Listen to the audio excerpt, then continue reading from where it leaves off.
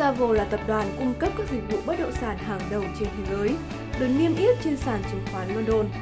Theo thông báo mới nhất từ Trung tâm Phân tích Thương hiệu DCBA, năm 2015 đánh dấu 7 năm liên tiếp, Savills vinh dự dẫn đầu hạng mục nhà tư vấn, đại lý bất động sản trong bảng xếp hạng các thương hiệu kinh doanh xuất sắc nhất tại Anh Quốc. Tập đoàn có mạng lưới quốc tế với hơn 700 văn phòng và công ty thành viên trên khắp châu Mỹ, châu Âu, châu Á, Thái Bình Dương, châu Phi và cả Trung Đông. Cung cấp một lượng lớn những ý kiến chuyên môn, quản trị và các dịch vụ giao dịch bất động sản chuyên nghiệp cho khách hàng trên toàn thế giới.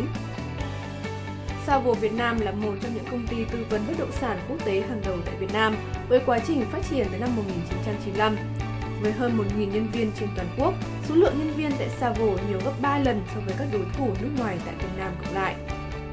Các lĩnh vực chính của công ty tại Việt Nam gồm tư vấn, đại lý thương mại, khách sạn và nghỉ dưỡng, quản lý bất động sản và kinh doanh nhà ở. Hiện công ty quản lý hơn 36 tòa nhà tại Hồ Chí Minh và hơn 18 tòa nhà tại Hà Nội, chiếm 39% thị phần tại Việt Nam. Savills Việt Nam được vinh danh là công ty bất động sản xuất sắc nhất và công ty tư vấn bất động sản xuất sắc nhất Việt Nam 2015 cùng nhiều giải thưởng khác.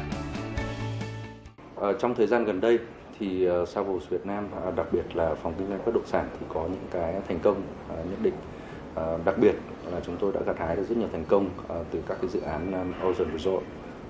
Đặc biệt là gần đây thì chủ đầu tư mới đưa ra cái dự án Ocean Suite ở Đà Nẵng và chúng tôi đã gặt hái được rất nhiều thành công.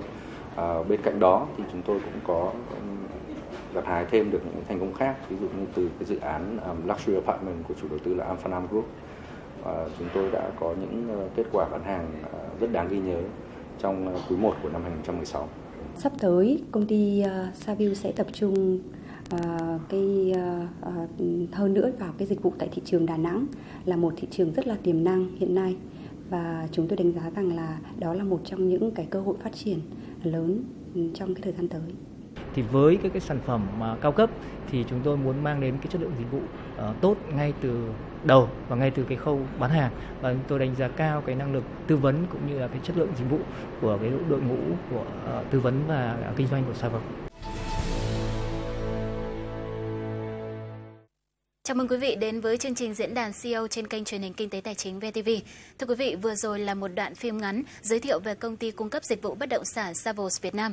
Có thể nói một trong những điều ấn tượng nhất về Savills toàn cầu nói chung và Savills Việt Nam nói riêng, đó là tầm nhìn mà tập đoàn này đã đặt ra cho riêng mình. Savills nói rằng trở thành nhà đầu tư tư vấn bất động sản lớn nhất không phải là mong muốn hàng đầu của chúng tôi. Chúng tôi muốn trở thành nhà tư vấn tốt nhất cho khách hàng. Trên thực tế, trong hơn 2 thập kỷ đồng hành cùng Việt Nam, Savills đã chứng minh được uy tín của mình trong ngành tư vấn và môi giới bất động sản.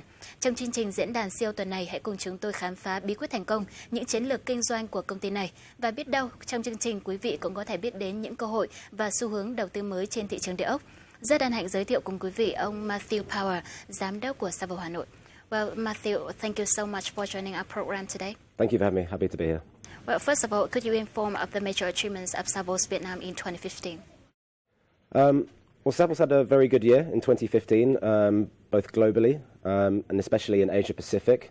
And obviously, we've been in Vietnam for 20 years now. And we've grown from a very small office to over 1,000 people. We provide generally two types of services, transactional and non-transactional. Non-transactional includes property management, consultancy services, property research, property valuations. And that business has grown significantly. And now across Vietnam, we manage over 65 residential and commercial buildings. So, yeah, we had a very successful year, and we're happy to be here in Vietnam, and things are going well. We plan to be here for the long term as well. You seem very satisfied with the result, right? Yes, yeah, we had a very positive year. Over the previous few years, it was quite challenging real estate market in Vietnam due to the world economy and some of the problems in Vietnam at that time as well. However, our business has been very stable over the 20 years in Vietnam because of services like the property management that we offer. As a company, by providing a variety of different services, we're able to continue and weather the hard times in the economy as and when they happen. What brought about such a major accomplishment for Savills Vietnam? Well, Savills, we're always very, very focused on the people in the company. As a service provider, we provide services to the buying public, the people that are interested in real estate, as well as the property developers themselves. So the company's been going, in the UK for over 200 years now, and that's a significant amount of time, and that's by providing high quality service, focusing on what our customers need and want, and being impartial and truthful, and living up to the reputation that we have as an honest and trustable company to work with, and that's what makes a company able to survive over the long term, especially in Vietnam, and especially in an industry like real estate, which is can be quite challenging at times. So it's the honesty and the commitment to high quality service that I think helps a company like us survive through difficult times. A number of foreign real estate company has come and were established in Vietnam in the past years. We can name apart from Savills Vietnam, we have CBRE Vietnam, Cushman & Wakefield, or Capellant. So what makes you stand out from the others? I mean, what factors that make customer choose you, not the others? We take a very long-term approach. So we're not necessarily looking to be the biggest or, secure the highest amount of fees or revenue. It's about providing that quality service. So we strongly believe that if you provide the quality, the good business will come to you. So, we've actually seen our competitors shrinking or actually leaving Hanoi, whereas at the moment we're still currently expanding. And it's by I believe, by not thinking short-term and chasing the quick wins in business, and thinking about how you can service your customers over the long term, that I think is the key to success.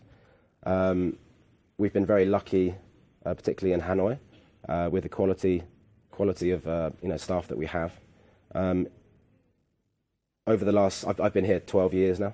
Over the last 12 years, it's been very satisfying to see the development of our Vietnamese employees in the real estate market, turning into seasoned, experienced professionals, because it's a relatively new market in the last 15 years or so. So there wasn't an experienced pool of candidates at that time. So we very much localized the business, and the majority of the senior management are now Vietnamese, and many of those have been with the company over 10 years.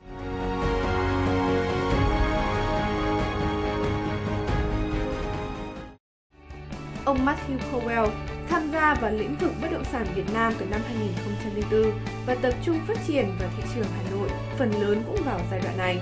Năm 2014, ông Matthew được bổ nhiệm làm giám đốc của văn phòng Savills tại Việt Nam, chịu trách nhiệm chính với tất cả các hoạt động tư vấn và môi giới của từng mảng kinh doanh khác nhau, bao gồm cả các khách hàng từ Đà Nẵng đến miền Bắc Việt Nam. Ông chính là người điều phối các hoạt động kinh doanh của khu vực miền Bắc, phụ trách phát triển và quản lý các danh sách khách hàng chủ chốt tại Hà Nội, cũng như phụ trách điều phối thực hiện và chuyển tiếp các công việc hoàn thiện tới các khách hàng. Ông Matthew đã từng làm việc với hầu hết các chủ đầu tư bất động sản tại Việt Nam, bao gồm cả những nhà phát triển trong và ngoài nước, các quỹ đầu tư, nhà đầu tư, khách thuê và các tổ chức quốc tế.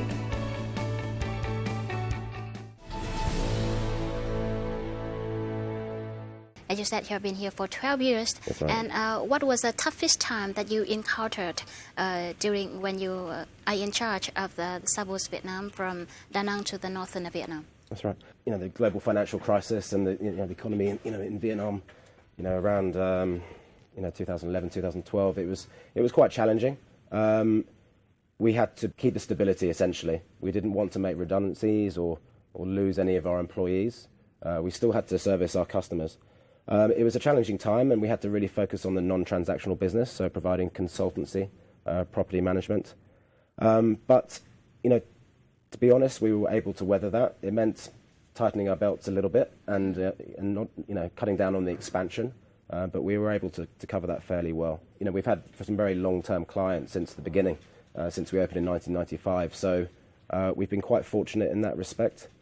A lot of those developers that are very well known now, obviously started quite small, and we've been fortunate enough to work with them since the very beginning. Matthew, what do you remember about the toughest time of the Vietnam real estate market in 2007 and 2008 when the bubbles formed and then it burst in Vietnam real estate market? It was, partly driven by speculation. So at that time there was a lot of people looking for very short-term gains by speculating on particularly residential properties. So there was very much a, too high a degree of confidence, that people couldn't lose money when they were speculating on the residential market. And they would often not have the financial capability to keep up payments on the apartments or houses that they'd purchased. As a consultancy, we were able to weather that, so it didn't affect us too much, to be honest. But it was difficult seeing some of the suffering, particularly of the general public who'd been overconfident about the fact that real estate always goes up. Real estate is a very cyclical market, and you've got to be, people have to be very careful when they're choosing investments. It was difficult seeing some people lose out, and I think a lot of people really suffered at that time. So that was quite challenging. So what did you and other Savills manager do at that time to help your clients and lead your office during the tough time? We look to build a relationship with our clients over the long term. So, if we feel that something is not a good idea, we'll tell them, which is not necessarily true of a lot of other, property agents on the market who are looking for a short-term business win. So we were able to build up that trust from the buyers, and we were able to do that with the property developers as well by being, telling the hard truth. And it is difficult to work with property developers that have a lot of money invested and discuss some of these difficult issues and how to resolve them, and not try to just put your head in the sand and hope the problem will go away. So it's about, I think it's very much about being honest, whether people will like that honesty or not. In the short term, it might hurt, but in the long term, a company like us is here to give that real advice, not just what people want to hear at that particular time. So that's something that we focused on internally. Within our various teams, the managers and the directors take that approach with our clients across the board.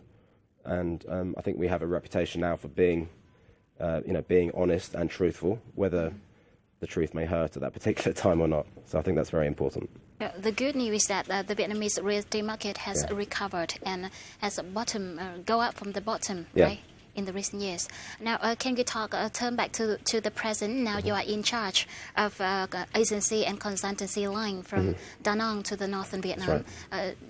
What are the differences between the region real estate market from the rest of the countries? The southern real estate market, is very active.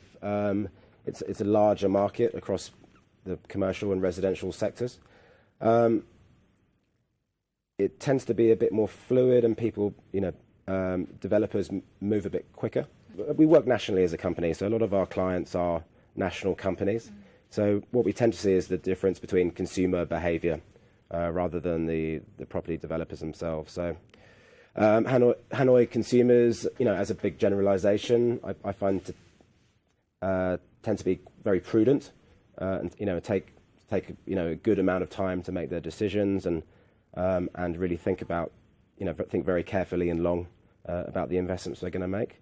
In the south, it seems very active, and people tend to go with gut feeling. That's a big generalisation, of course, but across the country, real estate is a big investment for most individuals, so people obviously take their time. But I do like the working environment in Hanoi. I enjoy working with Hanoians. I'm married to one, and I like working with my Hanoi team, who I find very diligent and hardworking. So I guess it's some of the the generalizations you can make between Vietnamese in the north versus the south. But overall, I spend a lot of time in Ho Chi Minh City as well, and very much enjoy working with our clients in Ho Chi Minh City and our team in Ho Chi Minh City as well. So as a company, we service our clients and the general public nationally. So quite often in Hanoi, we'll be representing Ho Chi Minh City developments in Hanoi and promoting those to the Hanoi public as well.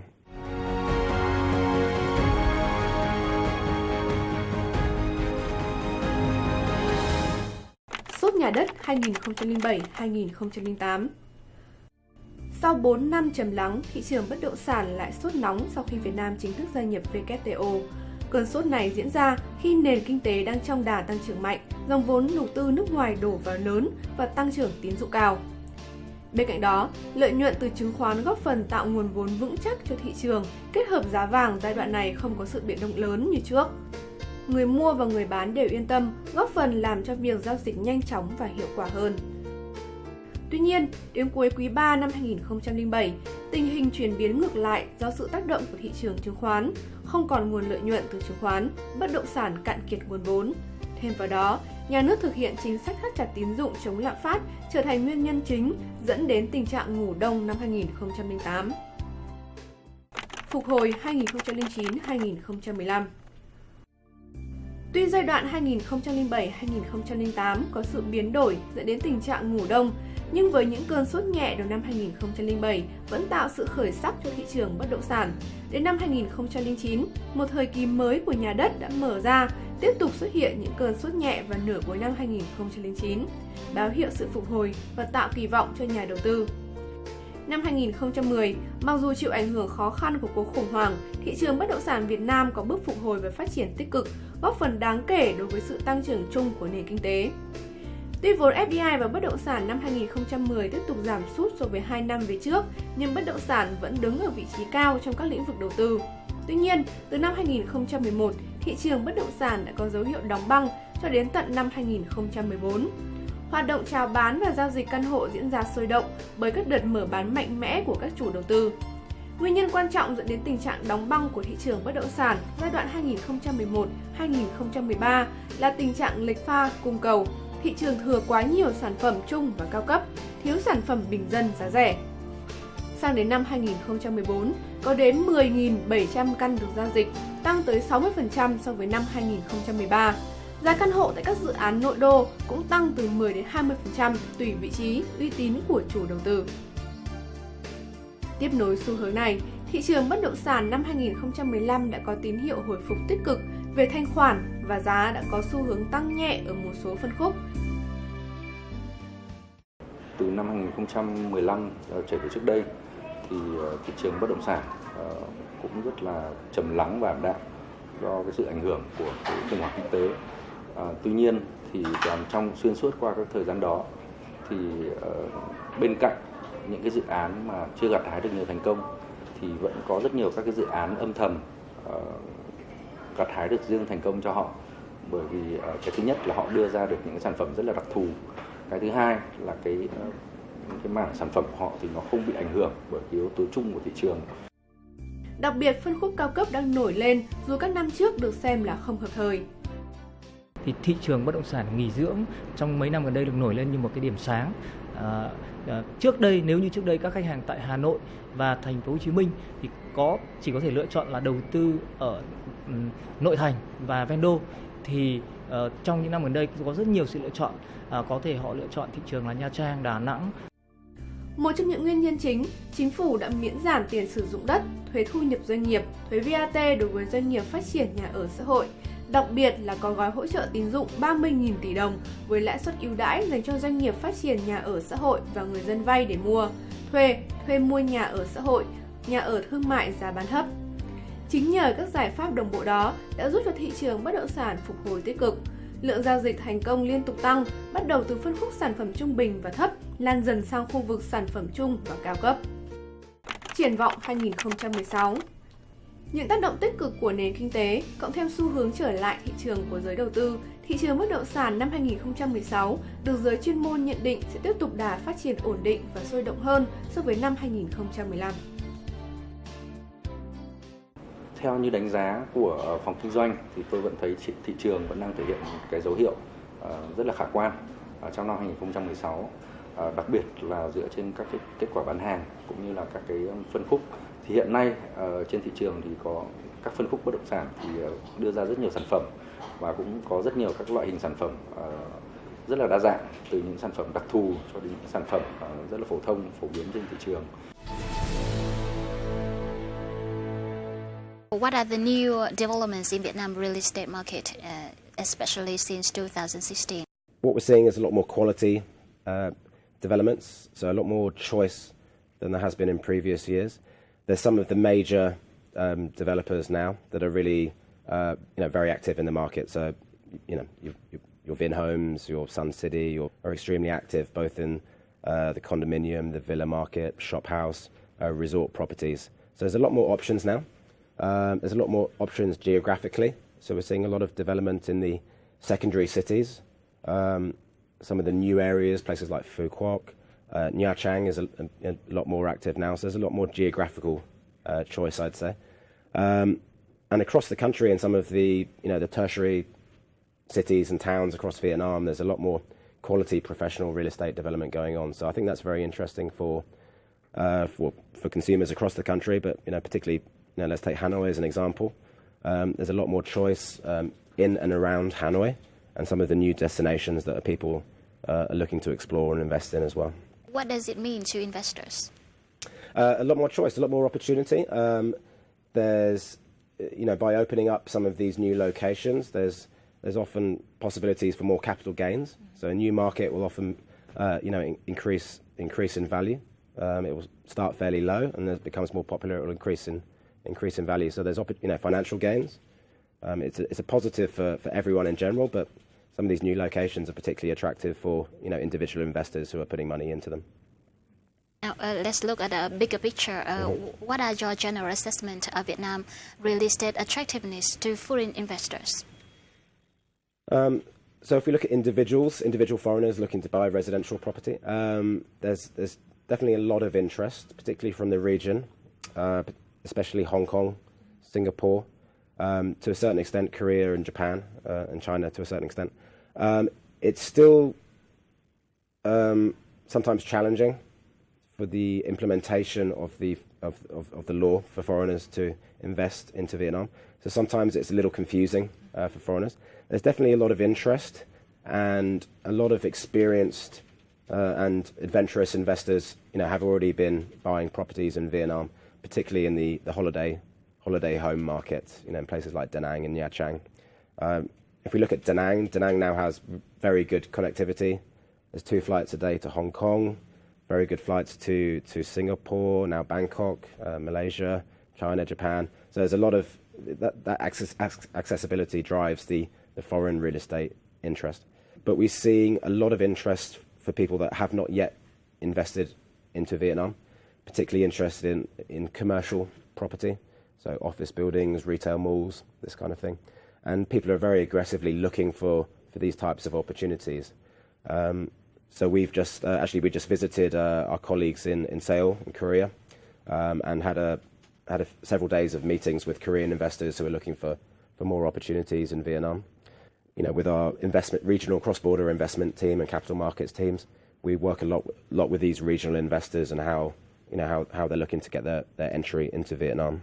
As what you have said, there's a lot of interest for investors to buy houses in Vietnam. However, according to data that we collected, few sales to foreigners have been made in Vietnam in the past year. That's correct. So apart from the legal issue, as you have said, what are the other obstacles to them? Well, very often the regional foreign investors, look for that additional degree of confidence from a property developer. So quite often they're looking for some familiarity. So, for example, Singaporean investors have been very, focused on Capital Land Developments, which is a Singaporean company. So where they feel they have if they've not been to Vietnam very often and not very familiar with the local property developers, they feel a bit more confident with some of the brand names they like. It's often confusing about the financial issues as well. So tax, if you want to sell the property, how does that work? So we spend a lot of time working with buyers, explaining a lot of these issues, which are often quite unclear and opaque. So we have a specialist team actually that works with international foreign buyers. And we do events in places like Hong Kong and Singapore and spend a lot of time, explaining these issues. So something that we're focused on and have set up a specialist team to deal with this. It certainly will come and grow to be a much bigger market at the years, but you're right, at the moment it's still relatively small. Could you elaborate on your plan to support foreigners to buy houses in Vietnam in the coming time? So we've taken steps already. So aside from our residential sales team, we now have a specialist separate team working with international buyers. So this is a mixture of expats and Vietnamese buyers who spend a lot of time with our regional offices in Singapore and Hong Kong and China and Korea. We've just had a group of visitors from Taiwan, who are particularly interested in the Ho Chi Minh City market. So it's about having that specialized team who has the knowledge and the experience and has gone through the process, that gives that degree of comfort and confidence to buyers who perhaps haven't spent a lot of time here, so they're quite rightly concerned about how things work and should they invest or not. So it's about providing that additional degree of service and promoting Vietnam as an investment destination. So we plan a lot of international road shows in the region, and we work with a variety of property developers to exhibit their properties overseas and promote them to these new markets. So it does take time. We can't expect it to happen overnight, but it's about the education and providing the information that these investors need. So what is your outlook on Vietnam property market in 2016 and in the next 5 years? Well, in 2016, we're very positive. In Hanoi, we see a lot of growth in the market in the residential sector. There's still a lot of confidence. The property developers are a lot more experienced and are planning much more carefully to make sure there isn't huge oversupply and huge shocks to the market. So we're very confident about the residential market. In the commercial sector, in the office sector and the retail market, still a lot of growth. So the drivers of things like retail and commercial sector is FDI, growth in income, these types of issues, which continues to grow. As Vietnam continues to grow its economy, it will drive those sectors. So we're very confident in general for 2016. Obviously, things are cyclical. So in the next 5 years, it's hard to say. Typically, we've seen 6 to 7 year cycles in Vietnam. So real estate is cyclical. So it's very likely that we'd see some changes or slowdowns over the next 5 to 6, 7 years. Who knows? But certainly for the next few years, we're very confident about the market. We're expanding across Vietnam as well. So now doing much more work in cities like Hai Phong. We're very active in Da Nang and increasing our presence in Da Nang particularly, which is developing spectacularly. Both as it's famous for the resort properties and the hotel sector, but as a manufacturing location, as a commercial location, there's more office demand in places like Da Nang and Hai Phong now. So that's very positive. In Nha Trang, a lot of growth there, mainly in the tourism sector and the hotel sector, obviously. And in Ho Chi Minh City, there's a lot of supply and a lot of activity, which is sometimes a bit concerning about the amount of stock, but in general very positive. But in the 5 years, I'd have to look into my crystal ball. But I think we have to be realistic and expect the unexpected also. So from what you are saying, do you mean that 2016 is a very good time to invest in real estate market? Yeah. So essentially, we're if you think about the real estate cycle, let's say towards the end of the last year, we're at the bottom of the cycle, and now we're definitely in that rising time. So certainly it's recovering. Right? It's recovering, and certainly potentially a good time to invest. I'm not saying you should immediately go out now and buy something, but as a prudent investor, there's certainly some good opportunities out there, and that's where companies like Savills can assist and give that unbiased advice and real advice. So we base our business. One of the backbones of our business is our research and an advisory team. So we've been conducting continuous research across Vietnam on the property market for 20 years, which provides the basis of a lot of our advice and forecasting and that knowledge. So we're not just a sales agent, just selling something. A lot of our advice comes from that behind the scenes detailed research and strong market analysis.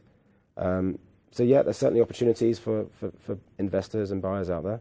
But obviously, do your homework and make sure you're confident about the long-term potential and not just thinking about the short-term gains, which can be. Well, thank you so much, Matthew, for your informative sharing today, and I do hope that Savills will thrive with Vietnam real estate market in the future. Great. Thank you so much for sharing. Great, thank you for having me. Thưa quý vị, vừa rồi là phần trao đổi với ông Matthew Power, giám đốc của Savills Hà Nội. Đến đây chương trình diễn đàn CEO của chúng tôi cũng xin được khép lại. Quý vị có thể xem trực tuyến hoặc xem lại chương trình của chúng tôi trên website www.vtv.vn hoặc cập nhật thông tin qua Facebook, kênh truyền hình Kinh tế Tài chính VTV. Cảm ơn quý vị đã quan tâm theo dõi. Xin kính chào tạm biệt.